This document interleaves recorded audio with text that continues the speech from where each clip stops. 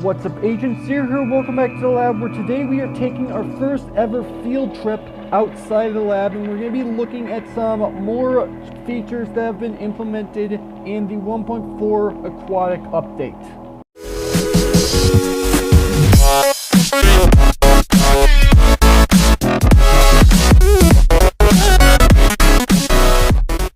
Now, as I mentioned last time, there are some generated structures inside of the new update that I was not able to basically showcase inside the lab. So we're going to be taking a look at that in this episode. However, before we get into those generated structures, there's actually one particular feature that I could have showcased in the lab last time that I did not, because when I was looking through the changelog, I somehow completely missed it. Therefore, I forgot to implement it into the lab for that video, and that is new trapdoors, pressure plates, and buttons. So whenever you craft a new wooden pressure plate, trapdoor, or button, it would automatically be turned into the oak variety. However, with the new Aquatic update, we now have varieties for spruce, birch, jungle, acacia, and dark oak, and all three types. So no longer are we limited to just the oak. We can now make all the different types, and the crafting recipes, they have not been changed whatsoever. They are the exact same crafting recipes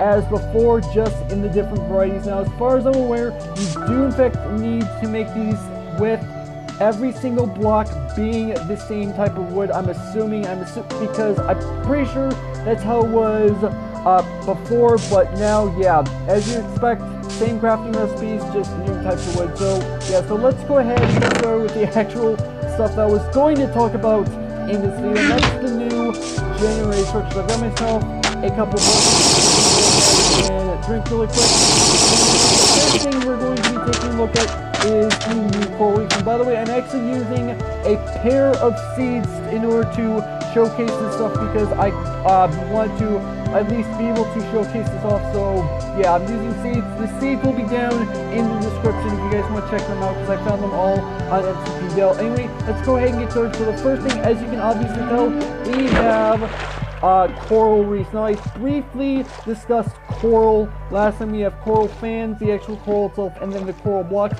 This is how they naturally spawn in the world. They spawn, as you'd expect, underwater, because we are obviously underwater, and they spawn in like massive groups of different colors, pretty much all the colors that coral actually comes in. And yeah, so there are a couple other features that I want to go ahead and discuss while we are in this area. First off, we have underwater ruins. Now, these come in a variety of sizes and shapes, and they also come in a variety of block types as well. As you can tell, this one's made out of smooth sand, so this is just one of them, one of the many types of underwater ruins that exist. We're actually going to be taking a look at another underwater ruin a little bit later in the video, so you guys will be able to see what another ruin looks like. But yeah, this is what an underwater ruin basically looks like. Again, multiple different shapes, sizes, and block types. So no two underwater ruins are going to look exactly the same, unless you get really lucky and somehow find two that do look in fact the same. So the next feature we have underwater caves and ravines. Now, I was unable to find an actual ravine underwater, but they do exist in this update. But as you can tell,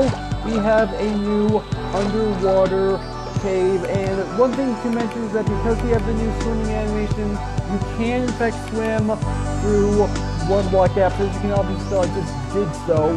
So that is actually a really nice feature that we have right now. So underwater caves, underwater ruins, underwater ravines, really nice. And then again, the coral reef. Now, there is one additional feature that is going to be coming in phase 2 of this update that has not been implemented. It has to do with the underwater ravine. So basically, they're going to spawn with magma blocks and maybe soul sand. I'm not entirely sure about that. And basically, if they're at the bottom of basically any body of water, they will generate bubble columns which you can swim through, and supposedly you'll be able to breathe in them as well. So that's the coral reefs, ruins, caves, ravines, all underwater. So let's go ahead and move on to the next feature, which we're going to be taking a look at buried treasure. Now, if you guys go down in the description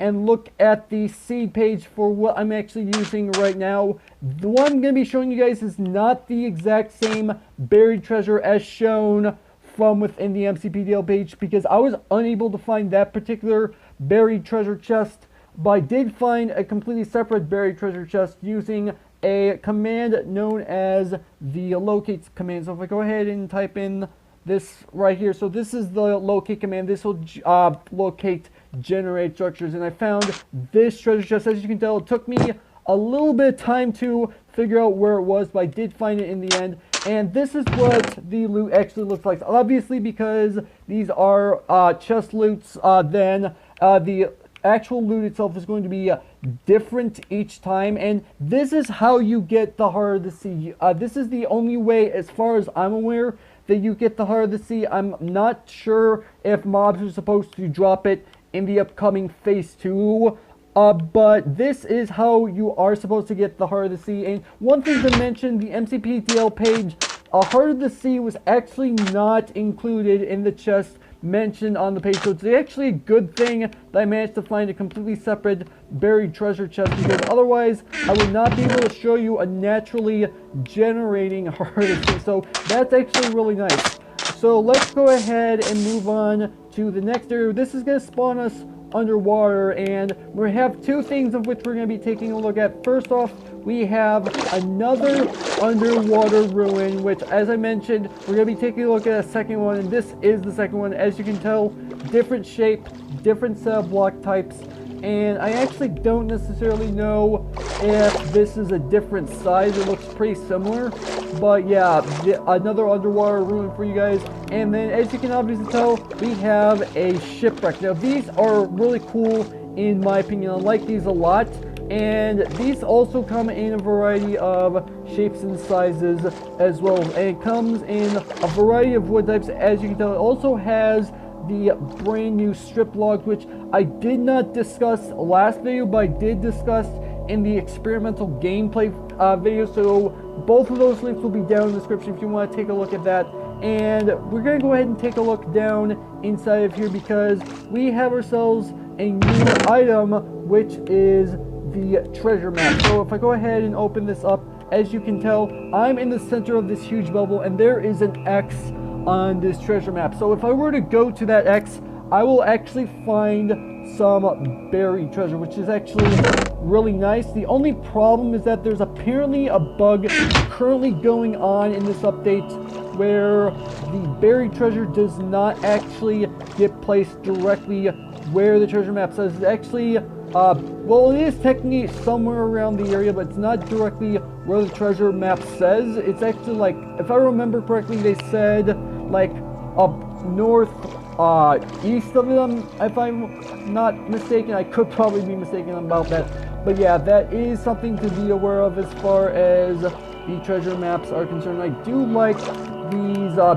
boats themselves, and hey, another treasure chest. I did not actually know there was another one. Yeah, so this is another set of loot that you can get from the sunken ships, which this is actually not too bad loot. We got ourselves a few emeralds, some gold, iron, lapis, so that's not too bad. This is actually my first time finding this particular chest. I did not even realize that was there, and sometimes in these sunken ships, the treasure chests are going to be buried, or they're going to be in rooms that are inaccessible without digging them out, so you're going to have to do some searching when you find a sunken ship. And sometimes sunken ships don't actually have the chests at all, so that is one thing to keep in mind. But with that out of the way, let's go ahead and move on to our second seed, so I can go ahead and show you guys the last generate structure. So I'll be right back. Okay, so here we are on the last of the second seed, and we're going to be taking a look at the last generated structure, and you can already see it off in the distance. This is an icebergs biome, and by the way, I have not moved from where I spawn. When you use this seed, this is actually where you legit spawn, and you actually do face out in that direction, so you're not going to be able to have too much trouble finding the icebergs biome unless your render distance is really low. And I don't even think that the render distance can technically go low enough to actually prevent you from seeing this. But yeah, this is an icebergs biome, and this is technically a frozen ocean biome, all things considered. So you can call it what you want. So basically, if I had to describe this, this is basically mountains, but in the ocean, made of ice. And as I mentioned in the last episode of Zer0's lab, you can actually find naturally occurring blue ice here, because I mentioned there are two ways that you can get blue ice. You can either craft it by taking 9 packed ice and crafting it in a crafting table to make 1 block of blue ice, or you can find it naturally occurring in the world here inside of an icebergs biome. And I actually, oh, there we go. I was wondering if I was going to be able to find it, because these are pretty rare to find from what I understand, but they do spawn, as you can tell, inside the icebergs biome. So yeah, that is the 2 ways that you can actually go ahead and get yourself the blue ice. And that is literally all I have to show you guys as far as the Aquatic update phase 1 is concerned. So that is pretty much all the features that I'm actually able to discuss as of right now. So hopefully you guys have enjoyed. If you did, make sure that like button, or more than make sure that subscribe button for future content. Also, you can follow me on Twitter at AgentCPU0 to stay updated. This has been Zer0's. Thank you guys for watching, and with that, I will see you guys later.